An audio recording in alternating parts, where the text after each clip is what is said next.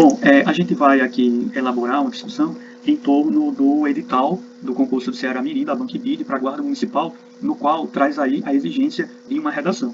Mas no ponto 10.2, ele diz qual é o tipo de elaboração do texto que vai ser o quê? Um texto dissertativo argumentativo. Então, se o edital pede um texto dissertativo argumentativo, você deve obrigatoriamente escrever dessa forma, né, com uma estrutura específica para esse tipo textual. E aí, a estrutura básica para um texto dissertativo argumentativo eu trouxe aqui, mas antes de a gente adentrar especificamente no que é, como funciona, como se divide essa estrutura básica do texto dissertativo argumentativo, é importante a gente saber, né, o que é exatamente argumentar.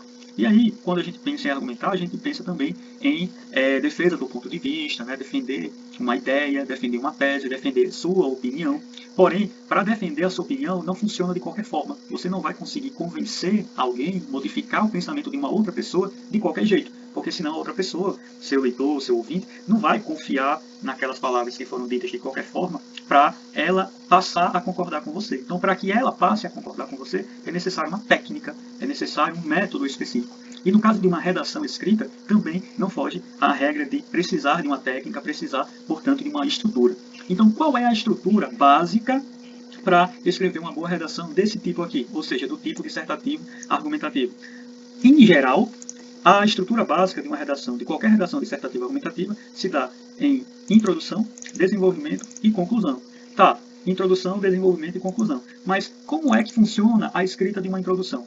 Como funciona a escrita do desenvolvimento e depois o fim de uma conclusão? É isso que a gente vai ver de modo pormenorizado. Então, vamos lá começar, obviamente, pela introdução.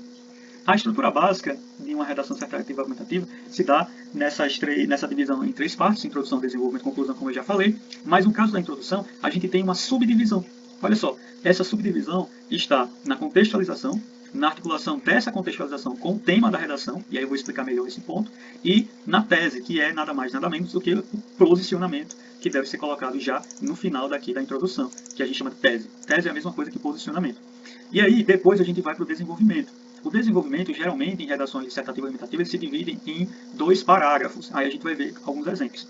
Mas o desenvolvimento é subdividido em tópico frasal, que consiste geralmente no primeiro, né, ou nos primeiros períodos do parágrafo. É importante a gente saber disso. E depois a gente amplia esse tópico frasal, né, a ampliação do tópico frasal. Como é que se amplia um tópico frasal? Basicamente, se amplia por meio de uma explicação e depois por uma exemplificação. Claro que existem outras formas de ampliar esse tópico frasal, mas por enquanto vamos focar nessas duas formas de explicação e exemplificação. E depois, aqui eu coloquei tipos de argumento, mas na verdade é finalização da ideia, certo? Finalização da ideia, estava um pouco equivocado aqui. E por fim, o último parágrafo, a gente vai ter a conclusão, certo? Na redação tipo Enem, a gente vai ter a retomada do ponto de vista no início da conclusão e depois a finalização da ideia, tá? Mas para concurso, você basta colocar a retomada do ponto de vista, não precisa finalizar a ideia, né? Porque são poucas linhas que o concurso exige, porque no Enem, por exemplo, são 30 linhas, só que nesse concurso o edital está exigindo 25 linhas, então você está perdendo aí 5 linhas em relação ao Enem. Depois da retomada do ponto de vista, de uma forma bem geral e bem resumida, para não perder tanta linha, você coloca uma ação que seria necessário para resolver aquele problema apontado por você sobre aquele tema, né? Não necessariamente resolver, isso é exigido mais no Enem, mas essa ação você pode ou apontar uma resolução ou apontar pelo menos uma amenização daquele problema, né? Não precisa ser uma solução definitiva. Depois é importante colocar um agente, aqui também é exigido pelo Enem, mas não é obrigatório no concurso. Porém, quando você propõe uma ação, não vai ser você que vai resolver esse problema. Então, necessariamente, um agente vai ser importante, que geralmente o agente é um órgão, né, governamental ou estatal, de modo geral, como, por exemplo, o governo federal, ou um órgão internacional, como a ONU, ou mesmo entidades midiáticas, como a rede de rádio, televisão, né, redes sociais também, enfim. O meio é a forma pelo qual aquela sua ação, aquela sua proposta para resolver ou amenizar aquele problema vai ser feito, né? Sei lá, se o agente, por exemplo, for a Câmara dos Deputados, aí o meio, obviamente, seria importante colocar a realização de leis, né? E o efeito é o que se espera com a sua proposta de ação, né? Que, obviamente, é a solução do conflito, da problemática em si. Okay? Então, essa é a estrutura básica da redação e é importante seguir ela. Então, vamos começar agora a aprofundar a introdução, certo? Na introdução, a gente vai ter aí justamente esses 3 pontos, como eu falei lá no início, que é a contextualização, a articulação dessa contextualização com o tema e o posicionamento da tese. Então, como funciona uma contextualização? Vamos começar pelo começo, né? Para iniciar seu texto, existem alguns tipos de contextualizações, de modo a facilitar sua introdução. São elas: citação, definição, exemplificação, alusão histórica, afirmativa e comparativa. Vamos começar pela contextualização por citação. Então, o tema aqui do exemplo é Desafio da Educação no Brasil no século XXI, e aqui eu trouxe um exemplo de uma introdução que tem como contextualização uma citação. Vamos ler. O educador e filósofo brasileiro Paulo Freire afirmava que se a educação sozinha não transforma a sociedade, sem ela tampouco a sociedade muda. Analisando o pensamento e relacionando a realidade da educação no Brasil, percebe-se a necessidade de um olhar mais atento para o aprimoramento do sistema brasileiro de ensino, considerando sua importância para a promoção de uma sociedade mais crítica e reflexiva, que, consequentemente, tende a ser mais justa, igualitária e humanizada. Então, a gente tem aqui esse tema, e aí eu coloquei aqui em negrito essa forma de contextualização por citação. Por que por citação? Porque a contextualização aqui é construída citando Paulo Freire. E a citação é uma citação aqui direta, ou seja, uma citação com aspas. Ou seja, é uma citação que coloca exatamente o que o autor realmente escreveu ou falou. Ou seja, coloca exatamente o que foi emitido pelo autor Paulo Freire. Certo? E aí, quando é exatamente o que o autor falou, escreveu, coloca-se aqui as aspas, para identificar que isso aqui não pertence ao discurso de quem está escrevendo essa redação, mas sim pertence ao Paulo Freire e você está utilizando aqui para contextualizar a sua redação.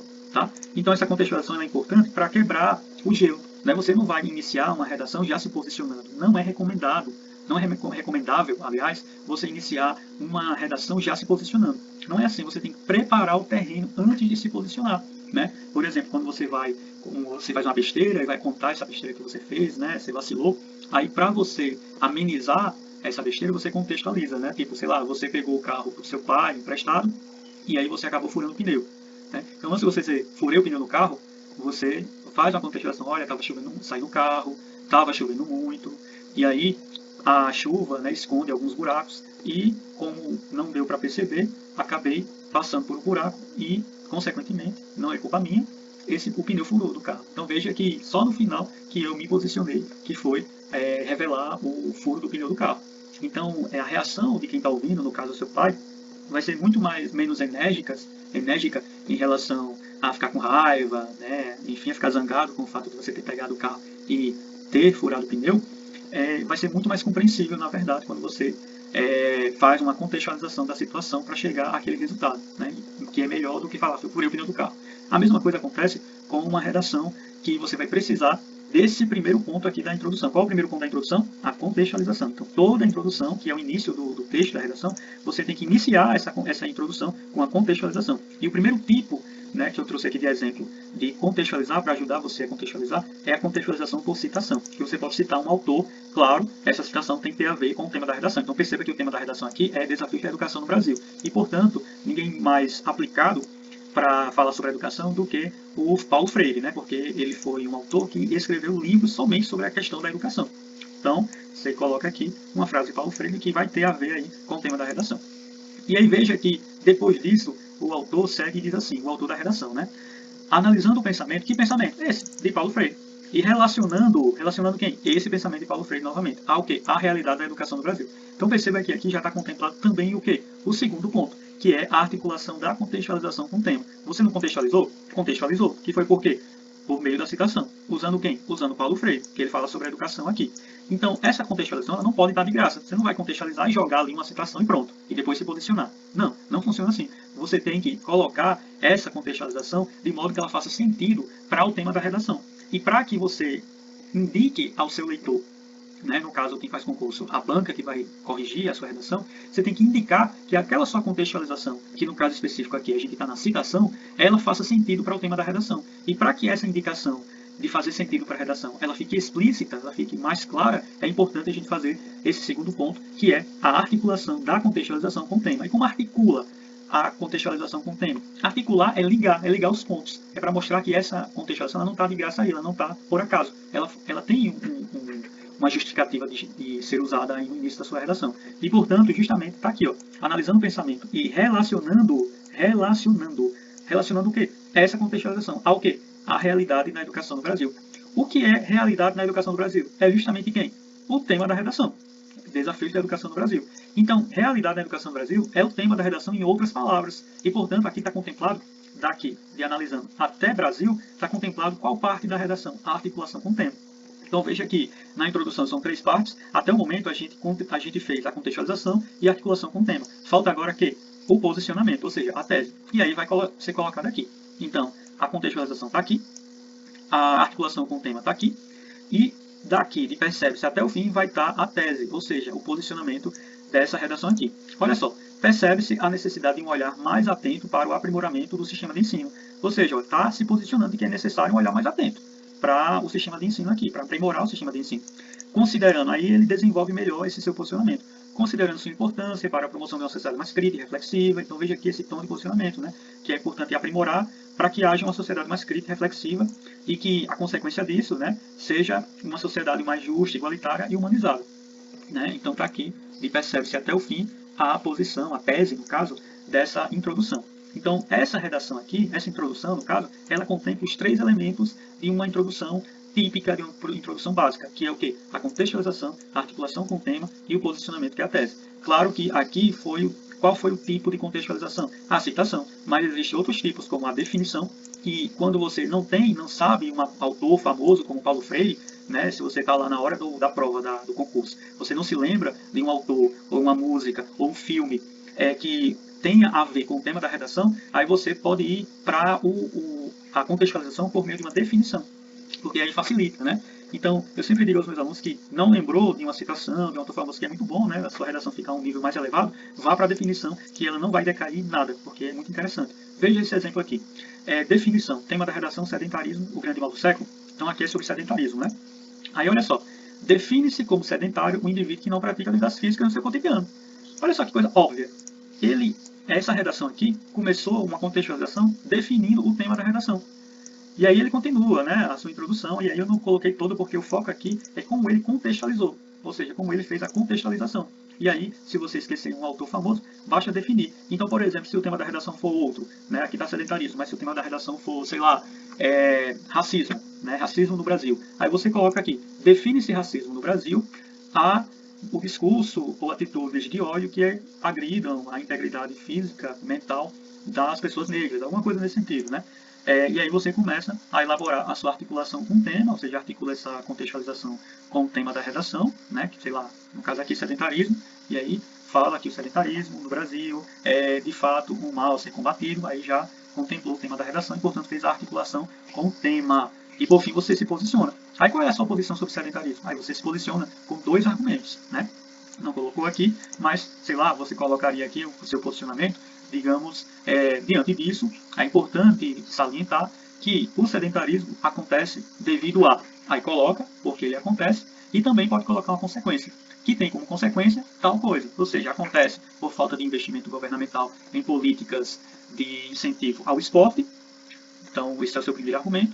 E o segundo argumento, isso tudo é a tese que eu estou falando, tá? E o segundo argumento seria o quê? Seria a consequência disso, né? A consequência da falta de investimento governamental em políticas de atividade física, como por exemplo, doenças cardiovasculares, né? Ou seja, problemas de saúde. Então você já matou aqui dois argumentos para a tese, certo? Ou seja, uma coisa que eu esqueci de falar é que na tese, no posicionamento, é muito importante você colocar 2 argumentos. Então veja que aqui existem 2 argumentos também, né? Na tese dessa redação. Percebe-se a necessidade de um olhar mais atento para o primário sistema, considerando sua importância para a promoção da sociedade mais crítica e reflexiva. Aqui é um primeiro argumento, promoção da sociedade mais crítica e reflexiva. E, consequentemente, tende a ser mais justo, igualitário e humanizado. Então, justo, igualitário e humanizado é um segundo argumento. Outro meio de fazer uma contextualização é por meio da exemplificação. Então, ainda nesse tema, sedentarismo no grande mal do século, aqui está dando um exemplo, né? Qual é o exemplo? A Constituição Federal, que de certo modo é também uma citação, mas não de um autor, e sim de uma lei, né? No caso, a lei suprema, a lei maior, que é a Constituição Federal de 1988, que está em vigor até hoje no Brasil. Segundo a Constituição Federal de 1988, no seu artigo 196, é dever do Estado garantir o acesso à saúde, bem como é responsável pelas medidas públicas para zelar pelo bem-estar físico de todos os cidadãos brasileiros. Olha só, bem-estar físico está na Constituição. Então, nada melhor do que citar essa parte da Constituição que trata sobre o bem-estar físico, né, e também sobre o acesso à saúde, do que o tema da redação sedentarismo grande mal do século. E aí ele continua, faz essa contextualização citando a Constituição, que tem tudo a ver com o tema da redação. Aí ele diz, no entanto, tal dever está em contradição com a situação de saúde por parte expressiva da população nacional, né? E aí vai fazer a ponte, né, dessa Constituição que o Estado deve garantir o acesso à saúde e ao bem-estar, mas coloca que na realidade isso não está acontecendo. Né? Existe uma contradição aí entre o texto e a realidade, em que na realidade a situação de saúde parte expressiva, cuidado com generalizações, então essa pessoa teve cuidado aqui, né? Imagina você colocar todo brasileiro, não, é parte expressiva, ou então grande parte, ou parte significativa da população nacional, da população brasileira, né, que sofre com esse problema de situação. Ela vai continuar dizendo assim, que, por sua vez, sofre com os males do elevado nível de sedentarismo. Então, males do elevado nível do sedentarismo. Isso é o que?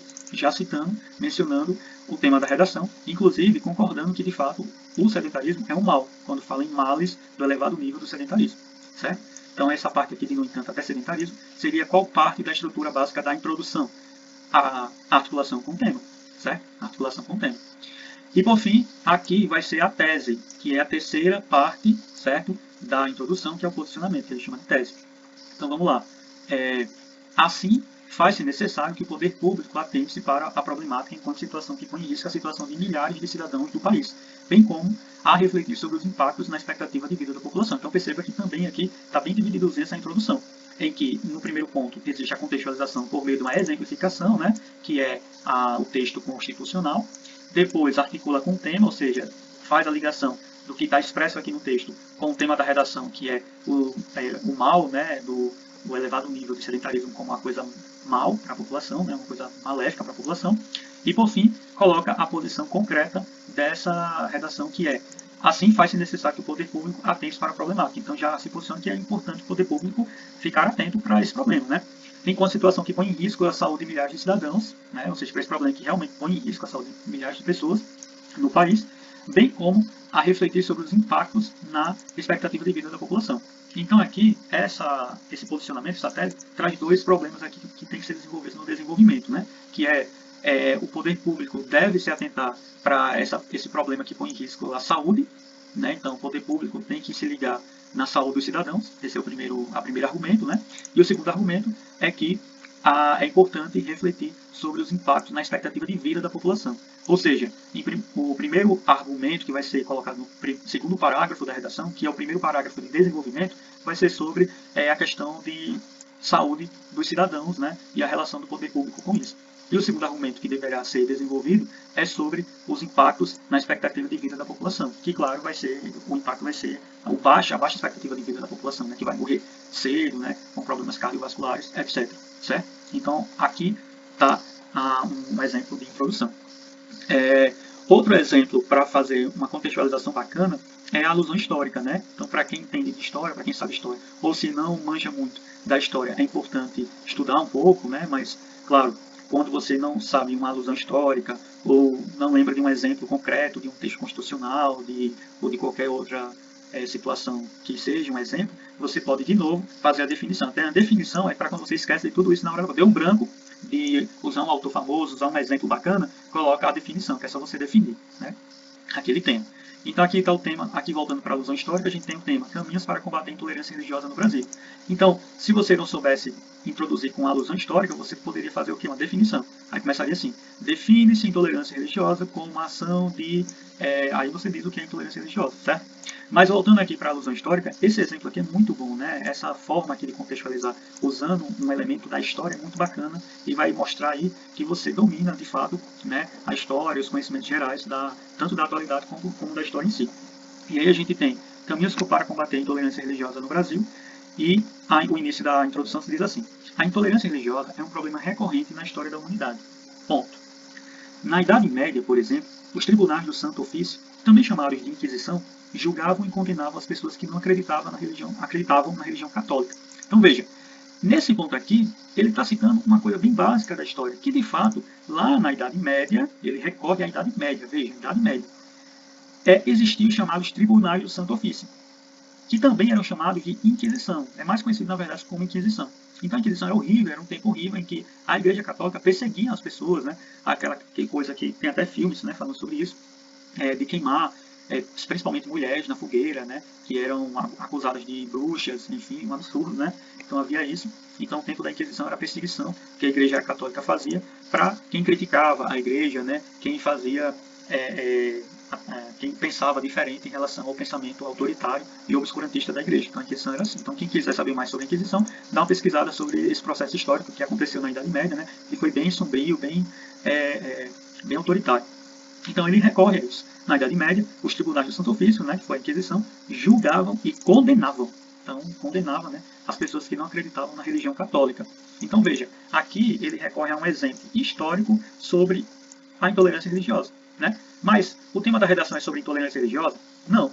O tema da redação é caminhos para combater a intolerância religiosa onde? No Brasil. E aí ele falou um exemplo aqui sobre a intolerância religiosa lá na Idade Média. Então, se ele parasse aqui e já se posicionasse, estava correto? Não, e aqui seria um desvio, né, e ele iria tirar uma nota extremamente baixa. Por isso que é importante, depois da contextualização, é importante o quê? Voltando aqui para a estrutura da introdução. Depois da contextualização, você já vai se posicionar, já vai colocar tese? Negativo. Você tem que, antes de se posicionar, depois da contextualização, você tem que fazer a articulação dessa contextualização com o tema da redação. E é justamente o que ele faz aqui. Então ele cita, né, ele fala que a intolerância religiosa é um problema recorrente na história da humanidade, e aí, como a história da humanidade é muito ampla, ele sente a necessidade de dar um exemplo, ou seja, a Idade Média, né, falando sobre a Inquisição, e depois disso ele faz aqui a contextualização com o tema da redação, para poder não desviar, né, o tema da redação. Apesar de o Brasil ser um país laico, já voltou para o Brasil, né? Apesar de o Brasil ser um país laico, tem esse atualmente é muito importante, por quê? Porque ele voltou para a Idade Média, então é importante ele mencionar atualmente aqui, para mostrar para o leitor que aqui foi só um exemplo do passado na Idade Média, e que ele vai voltar a discutir sobre hoje. Por quê? Porque o que se discute hoje é caminhos para combater a intolerância religiosa no Brasil. Então ele cita Brasil, e também cita atualmente, é muito importante. Então, apesar de o Brasil ser um país laico, tem-se atualmente um contexto análogo a essa situação. Qual a situação? Essa situação é qual? Essa que ele citou, lá da Idade Média. Então ele faz o quê? Uma comparação aqui, né, com o passado da Idade Média, de hoje com o passado. Então, atualmente, tem-se atualmente um contexto análogo. Análogo é o quê? Análogo é parecido, que faz analogia, né, a essa situação. 2 pontos. Qual é o contexto análogo à situação que acontecia de intolerância religiosa na Idade Média? Ainda persistem os casos de discriminação e preconceito sofridos por algumas religiões no Brasil. Né? Ou seja, de apesar até religiões, ele faz o quê? A articulação com o tema. Ou seja, ele não joga esse exemplo lá da Idade Média por acaso aqui, né? Porque senão estaria insuficiente. É importante articular o que ele contextualizou aqui no início com o tema da redação. E ele faz isso muito bem. Né? Ou seja, ele coloca aqui o tema da redação com outras palavras. Né? Ou seja, ele fala que o Brasil é um país laico, mas atualmente, importante, né, um contexto análogo a essa situação lá da Idade Média é evidenciado aqui ainda no Brasil. O quê? Que ainda se persistem os casos de discriminação e preconceito sofridos por algumas religiões. Ou seja, preconceito, discriminação, religião, nada mais nada menos é do que uma outra forma de falar sobre o tema da redação, caminhos para combater a intolerância religiosa no Brasil. Certo? Sendo assim, aí depois sendo assim até o fim, ele vai se posicionar. Olha a posição dele, que é bem pequenininha, mas também ao mesmo tempo forte. Sendo assim, encontrar caminhos para combater a intolerância religiosa no Brasil é um desafio que precisa ser enfrentado por quem? Pela sociedade civil e também pelo Estado. Então ele se posiciona aqui na tese, né, que começa com sendo assim até o fim, ele se posiciona com 2 argumentos. Quais são os argumentos? Que é importante encontrar caminhos para combater a intolerância religiosa, né, que precisa ser enfrentado por quem? Pela sociedade civil e pelo Estado. Então, sociedade civil ele vai desenvolver no próximo parágrafo e pelo Estado vai desenvolver no 3º parágrafo, certo? Então é assim que funciona a redação. Sempre aqui na tese, o escrevente, né, quem escreve a redação, já aponta como é que ele vai citar o 2º parágrafo da redação, que é ele vai falar sobre a sociedade civil, no sentido de combater a intolerância religiosa, e o 3º parágrafo da redação, que ele vai falar sobre como o Estado vai combater, né, a intolerância religiosa.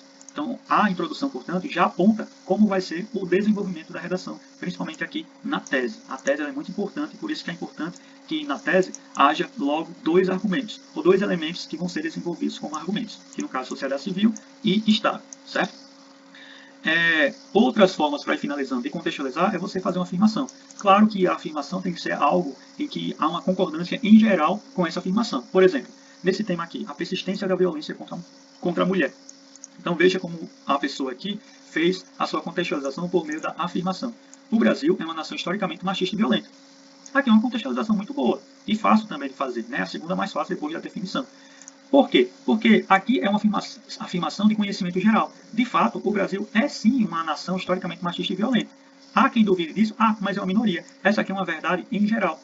Então é importante, quando é uma verdade mais geral, uma verdade, né, mais estruturada, mais fixa, mais petrificada na sociedade, aí é importante você usar a afirmativa como uma contextualização para uma redação.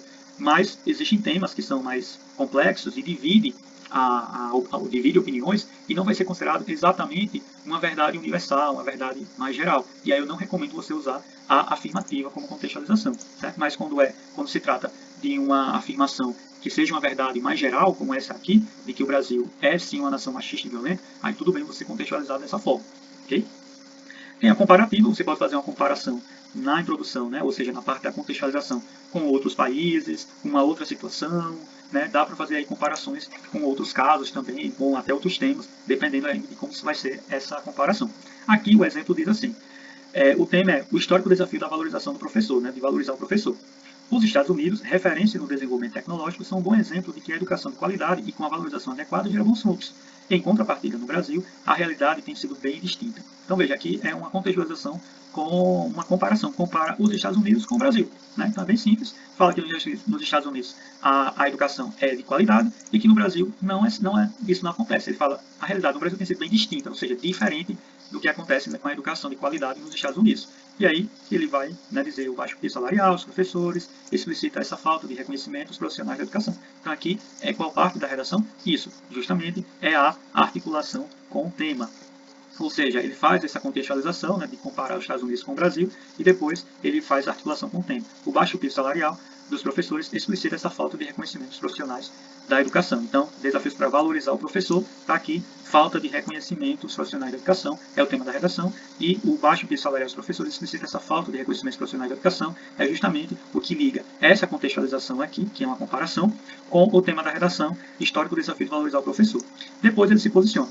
Tal desvalorização é fruto de baixos investimentos governamentais, então esse é o primeiro argumento aqui, né? Baixos investimentos governamentais, aliado ao passado histórico brasileiro. Então, passado histórico brasileiro. Então, significa que no desenvolvimento, que são 2 parágrafos, que é logo abaixo desse parágrafo aqui da introdução, ele vai ter que falar no primeiro parágrafo de desenvolvimento, que equivale ao segundo parágrafo da redação como um todo, sobre baixos investimentos governamentais, e no terceiro parágrafo da redação como um todo, que equivale ao segundo parágrafo do desenvolvimento, ele vai falar sobre o passado histórico do Brasil em relação a esse tema de valorização do professor. Certo? Então, sempre aqui na tese, a tese é muito importante e estratégica, porque na tese, além de se posicionar, você já joga 2 argumentos. Por quê? Porque você vai desenvolver o primeiro argumento no parágrafo de desenvolvimento, no primeiro parágrafo de desenvolvimento, e vai falar sobre o segundo argumento aqui, no segundo parágrafo de desenvolvimento. Certo? Então é isso, vou encerrar aqui, a aula já está dando quase 40 minutos, mas é assim que se faz a estrutura básica da redação no caso da introdução. Então, de novo, para finalizar, a introdução tem que ter uma contextualização. Hoje abordamos alguns tipos de contextualizações. Depois, essa contextualização não pode ser de graça, você tem que fazer uma articulação dela com o tema da redação. E, por fim, você se posiciona, que a gente chama de tese, e ao se posicionar, você já joga 2 argumentos que serão desenvolvidos na parte do desenvolvimento, que vai ser a próxima aula, que vai ser aqui, desenvolvimento, e que a gente vai construir, aprender a construir tópico frasal e a ampliação desse tópico frasal por meio da explicação, da exemplificação e, por fim, da finalização. Até a próxima aula.